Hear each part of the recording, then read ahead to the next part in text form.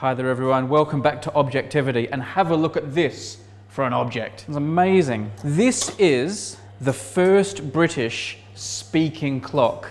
And I know a lot of people watching won't even know what a speaking clock is, but there was a time when it was really common. If you wanted to set your watch or a clock on the wall, you couldn't check your mobile phone to see what the time was. What you would do is you would phone up on an old-fashioned telephone and a voice on the end would tell you the time. So let me introduce you once again to Alan Midleton here at the British Horological Institute.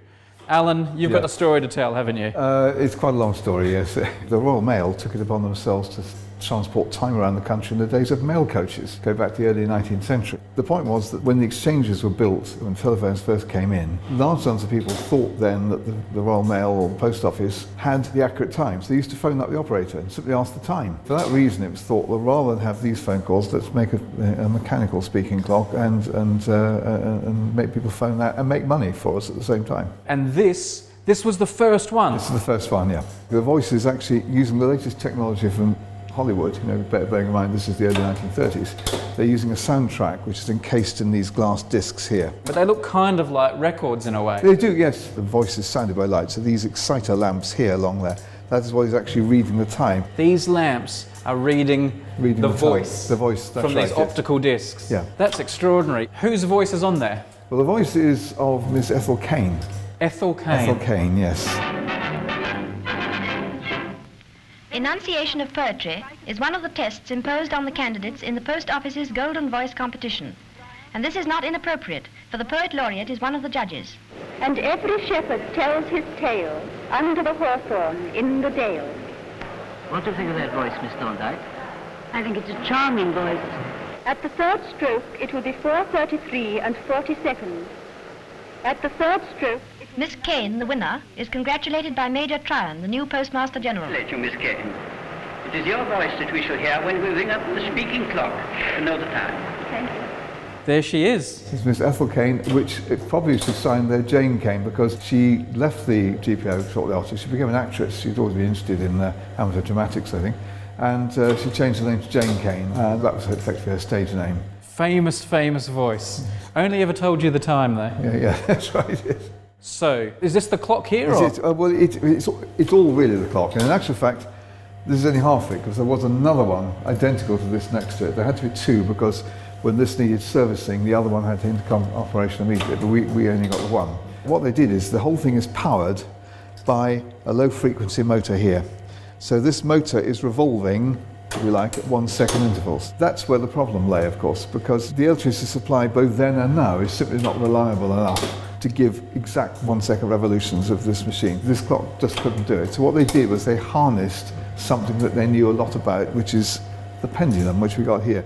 It's been converted into what's known as a free pendulum. It's given impulse to keep it going, but it does no work. But they did add two rather strange devices, one here and one right at the bottom. The one right in the centre of that arrangement there is a transparency, which has alternate obscure and transparent sections to it. When the light shines through it and the pendulum swings past it, the patterns created create a sine wave which directly control the speed of this motor. So as long as this pendulum is moving at 1 second intervals, the motor has to follow it. It's not driving the motor, but it's controlling it. So that's the first thing they did. Second was this here, which is a very powerful electromagnet, and it acts on the device that's on the pendulum itself. In effect, it means the pendulum is swinging in a slightly heavier gravity than the gravity that we are in. That's the effect it has. They then added on the back of the motor there a device which is spinning round. It's two contacts touching what I have a tendency of calling an electrical cake, because it's alternate live and the insulated parts to it. Once an hour, they would receive a signal from the exceptionally accurate short-free pendulum at Greenwich, and depending on which part of the cake the contact was touching when the signal came through would determine whether this pendulum was slightly too fast or slightly too slow. And they would then adjust this here, this electromagnet, to allow the pendulum either to speed up or slow down. Can we hear the voice? We can, yes. If the voice is a little bit fuzzy, it's because our amplifier isn't very good. It's nothing to do with the clock here. So it's just we've got a not very good amplifier, but we'll try and hear her speak. At the third stroke, it will be 8, 30 and 30 seconds. So every 10 seconds. Every 10 seconds, and then we come up to the minute, which is precisely. It will be 8, So there we go. Very historic and interesting, but they upgraded. They did, yes. Yeah. We've got more of these things.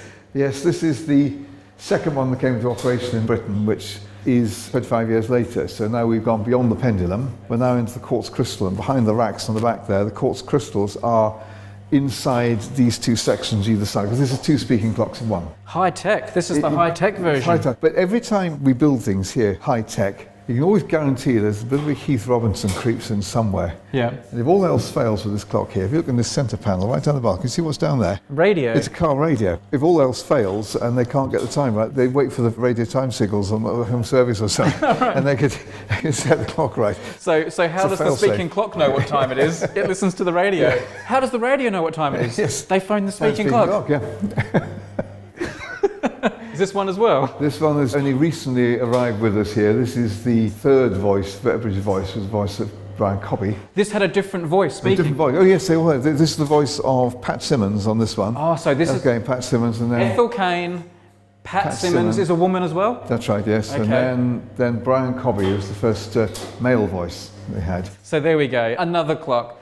To finish, I'd like to come back to the original because I love this. It's like, it's so old-fashioned and all these things turning. And is this a popular exhibit here? Very, very popular one, yes. Yes, people love this one. And some people think that there was somebody on the end of the phone, you know, just telling people what the time was. That would be the most boring job in the world. Well, I'm thrilled, absolutely thrilled to have won this competition. So if you want to know the time, there's no need now to ask a policeman. Just give me a ring sometime.